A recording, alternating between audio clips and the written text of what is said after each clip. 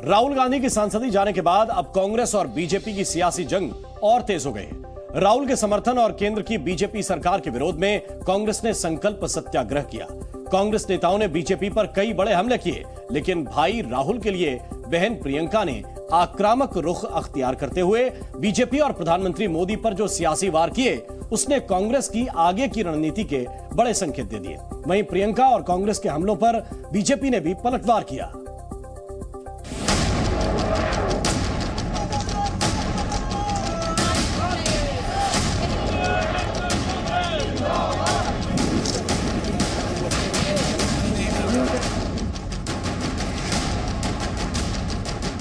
सियासी लड़ाई कायर पर आई।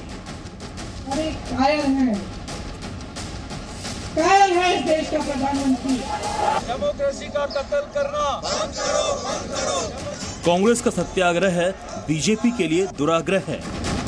दुराग्रह जिन लोगों में है, यह उनके अहंकार का एक प्रदर्शन मात्र है और कुछ नहीं। राहुल पर रण तेज जुबानी जंग।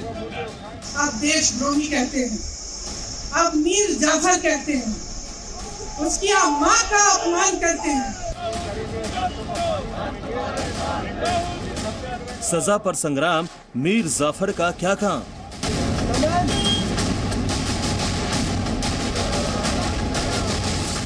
प्रियंका का अचूक वार, कांग्रेस की खेवन हार। राहुल के अहंकार पर बीजेपी का प्रहार। आपकी सदस्यता चली जाती है, आपको सजा हो जाती है। रस्सी जल गई, बल नहीं गया, अहंकार नहीं गया। मानहानि केस में राहुल को हुई 2 साल की सजा पर कांग्रेस बीजेपी पर पूरी तरह से हमलावर भी न हो पाई थी कि राहुल की सांसदी भी चली गई और अपने एक बयान से राहुल सांसद से पूर्व सांसद हो गए। अगर राहुल की माने तो डिस्क्वालिफाइड एमपी। अब राहुल के बहाने कांग्रेस आर पार का मूड बना चुकी है। मोदी सरकार और बीजेपी से लोहा लेने के लिए कांग्रेस की पूरी ब्रिगेड मैदान में उतर गई। कांग्रेस ने राहुल की सदस्यता जाने और केंद्र सरकार के विरोध में देशव्यापी प्रदर्शन किया, जिसका नाम दिया सत्याग्रह। राजधानी दिल्ली, अहमदाबाद, श्रीनगर, हैदराबाद, देहरादून, कई शहरों में कांग्रेस कार्यकर्ता सड़क पर उतरे और राहुल को लेकर केंद्र सरकार पर जमकर निशाना साधा। दिल्ली में भाई राहुल के लिए कमान संभाली बहन प्रियंका गांधी वाड्रा ने।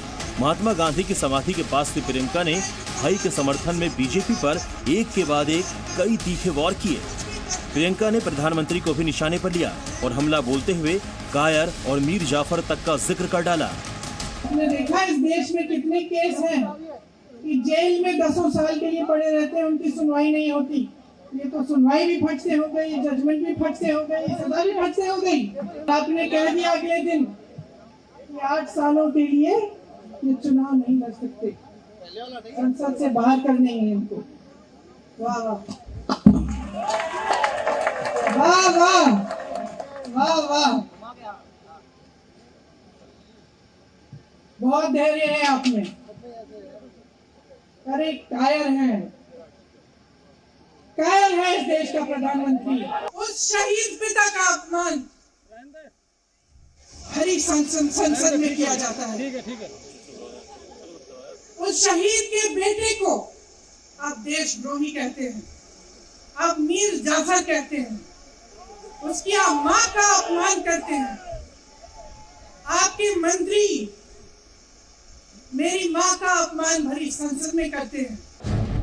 प्रियंका के सियासी प्रहार पर पलटवार करने से बीजेपी भी कहां पीछे रहने वाली थी। बीजेपी नेताओं ने भी प्रियंका समेत पूरी कांग्रेस पार्टी पर जवाबी हमला बोला। लोकतंत्र की परंपराएं तोड़ रहे हो, कानून पर विश्वास नहीं करते हो, अति पिछड़ा जाति सूचक गाली देते हो, कहते हो कि चोर है। कोर्ट कहता है आपको, न्यायालय कहता है माफी मांगो, माफी मांगो, माफी मांगो। आपका अहंकार इतना बढ़ जाता है कि आप माफी मांगने से इनकार करते हैं। कि यह सत्याग्रह किस लिए? मैं स्पष्ट कांग्रेस पार्टी से पूछना चाहता हूं, यह तथाकथित सत्याग्रह किस लिए? राजनीतिक अहंकार का पूर्वाग्रह, दुराग्रह जिन लोगों में है, यह उनके अहंकार का एक प्रदर्शन मात्र है और कुछ नहीं। राजघाट के मंच पर कांग्रेस के सभी सियासी सूरमा मौजूद थे। अध्यक्ष खड़गे, सलमान खुर्शीद, शशि थरूर, अशोक गहलोत, सभी। लेकिन इनमें एक चेहरा ऐसा भी था जिसने बीजेपी को कांग्रेस पर अटैक करने का मौका दे दिया। वो नाम था सिख विरोधी दंगों में आरोपी जगदीश टाइटलर का। मिशन 2024 के लिए बीजेपी सरकार के खिलाफ रणनीति बनाने में जुटे विपक्ष के लिए बड़ी चुनौती है। राहुल के 6 साल तक चुनाव लड़ने पर भी खतरा मंडरा रहा है। ऐसे में कांग्रेस नेता हर मुद्दे के बहाने बीजेपी को कटघरे में खड़ा करने की कोशिश में जुटे हुए हैं। कांग्रेस जहां बीजेपी पर दबाव डालने का आरोप लगा रही है, तो वहीं बीजेपी भी हर हमले का जवाब दे रही है। सरकार एक किसी बिजनेसमैन के पीछे है जब मालूम होता है तो हर इंस्टीट्यूशन उसको सपोर्ट करती है। तो इसीलिए जो राहुल जी ये मुद्दा उठाकर सदन में भी बोले, बाहर भी बोले, उसको दबाने के लिए ये डिफेमेशन केस करके तमाशा कर रहे हैं।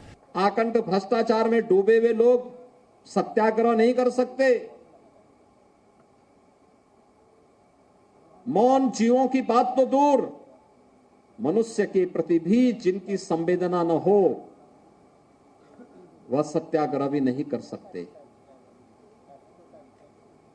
देश को जातिवाद, क्षेत्रवाद, भाषावाद और तमाम वादों में बांटने वाले भी सत्याग्रह नहीं कर सकते। कांग्रेस हो या फिर बीजेपी, दोनों ओर से ताबड़तोड़ हमले हो रहे हैं। ऐसे में प्रियंका आज जिस तरह से आक्रामक दिखी, उन्होंने कायर वाला प्रहार किया, वो कांग्रेस के लिए कितना मददगार साबित होगा? और क्या राहुल और प्रियंका ही कांग्रेस के खिवनहार हैं? ये तो आने वाला वक्त ही बताएगा। लेकिन ये दिलचस्प लड़ाई अभी और तेज होती जाएगी। ब्यूरो रिपोर्ट, जी मीडिया।